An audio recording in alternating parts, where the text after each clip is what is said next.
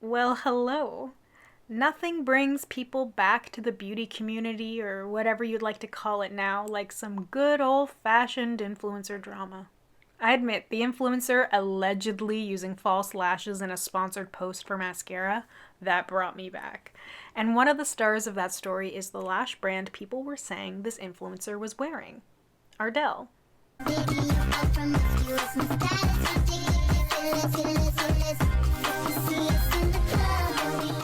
And I realized I don't know much about this brand. I know I've heard the name for years and years. I've worn the lashes myself on countless occasions, and odds are if you're watching this, you have too. But what's the history? Their website has a very vague About Us page. Ardell is the leader of false lashes worldwide, with the largest selection of high quality lashes for every style and every occasion. Worn and loved by celebrities, makeup artists, and beauty lovers around the world, you're sure to find your new favorite lash style, from our iconic and much loved wispies and beyond.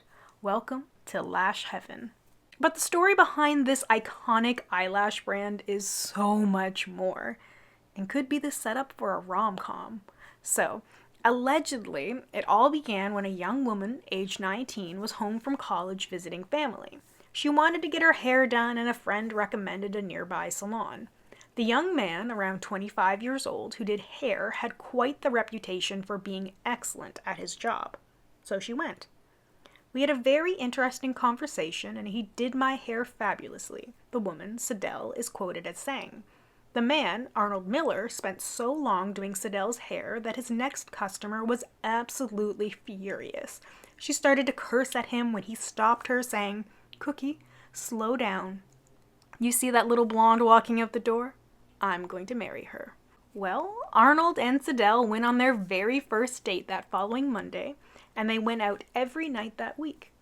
And on Friday, he asked Sadell to marry him, and she said yes. After they were married, Arnold expected Sadell would be a stay-at-home wife, but she had other ideas. Swooping into his salon one day to fill in for a sick receptionist, she quickly became a hit with the clientele and started selling some accessories such as shower caps and hair clips at the salon. They also started to add facials and cosmetics to their list of services. And an eyelash service. Think lash extensions. We used to do a service in the salon called eye tapping, and it took 2 to 2.5 hours to do the service because you had to cut the eyelashes. You put them on one by one single natural hair, and then you did 3 layers of that on the eyes, and then you had to cut them and feather them after they were glued onto the eyelashes. Um, it took 2.5 hours. We charged $75 in 1960, and we lost money on every single one of them we did. But their customers begged for them to keep the eyelash service because they enjoyed it so much. Inspired by the construction of wigs, Sadell thought that they could prepare something similar for eyelashes. They used a contact Arnold had from college and were able to partner with an already existing eyelash factory in Korea. One of the first products, with a trademark filed on December 10, 1971, was Duralash. Described as artificial individualized eyelashes, Duralash lashes are still sold by Ardell today. Yes, that's true, they are. Thanks, Kashmir. The name, Ardell, by the way, in case you hadn't caught it, was a mashup of Arnold and Sadell's names. On October 28, 1971, Ardell was registered as a trade name in Ohio. It was used for about 2 months prior to filing, and the general nature of business was described as selling and distributing at wholesale and retail of artificial eyelashes, eye makeup, and similar products. Lash Grip, filed in 72, was individual eyelash tweezers. The name is used today for lash glue. While the name they used for adhesive was Lash Tight. Lash Free was the name of the solvent for their lash adhesive. Ardell International Inc. was created in 1972 in Ohio. In California, the registration date was November 28, 1984. The dream was to sell lash kits to salons. One day Arnie came home and he said, I've just taken a booth in a little show in Chicago. And I said, "You did?" And he said, "I want to know where nobody knows me that well. And this little show in the suburbs, they won't know me as well. And we went to the show, and we put together a little kit, and I wrote all kinds of directions so they'd know how to do them, and our hotline so that they'd be able to call if they have a problem. We had a wonderful day. We put on 100 pairs of eyelashes, and we didn't sell the first kit. That night we had dinner, and we decided it didn't work. It was fun. It's over. And he said, but we do have to open up tomorrow because I signed a contract for 2 days. Well, we came down a little late, about 10 o'clock. There were 60 people in line waiting for us. They didn't believe the story that they could shower or swim and that the lashes or sleep and the lashes would still be on. And they kept saying, look, they're there, they're staying. And in 15 minutes, we sold out everything we had. But the initial dream was lost as they sold the kits wholesale, and 50 distributors became 450 and so on. Then the lashes started selling really well in drugstores. We hated what had happened to Ardell, but we couldn't fix it, Siddell said to American Salon. The national sales manager for Ardell, Bernard Zucker, did a lot of promotional events and aimed the lashes back at salons, but ultimately they realized women could apply the lashes themselves. And at a couple of dollars for the Duralash kit and $1 or so for the Lash Tight adhesive, how could you blame them? But they did try to bring the focus back to hair with a very successful henna-based product called Henna Lucent. This was a product specifically intended to create more business at hair salons, which the Ardell lashes had failed to do. Ardell Inc. was created June 26, 1985 out of Delaware, which if you've been around for some of these other makeup history videos, you know all too well, which was about a year after they first sold Wispies. But the Millers had checked out of Ardell by this time. The brand was sold in 1983 to American International Industries. This company owns Ardell to this day. More about them in a minute. But the acquisition of this brand is a mystery. However, I'm going with the date the president and founder of American International Industries said. In a 2017 WWD article, Zvi Reisman said when he, Arnie Miller, sold it to me in 1983, he asked me for a vow that I would have a cosmetics line using Ardell's name. Arnie and Siddell went on to create one of the most notable line of shampoos, conditioners, and other styling products known as Matrix Essentials.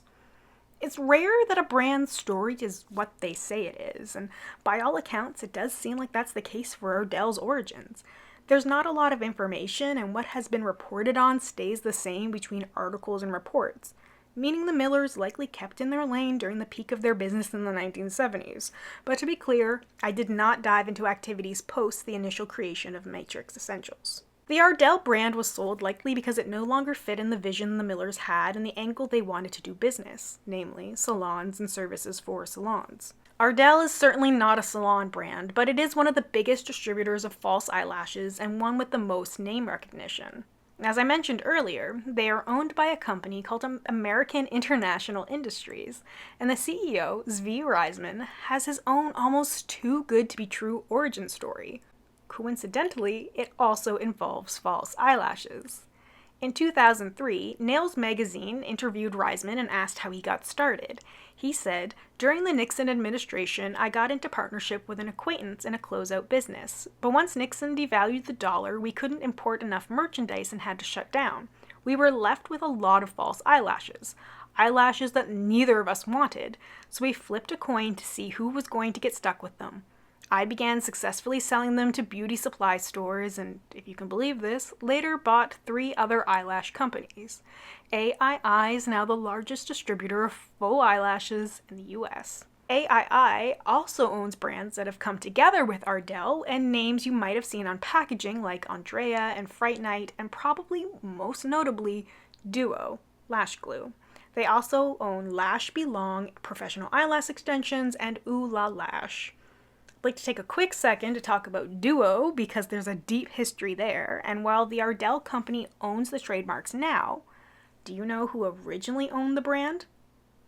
Johnson & Johnson, with usage dating back to 1948, according to patent and trademark documents anyway.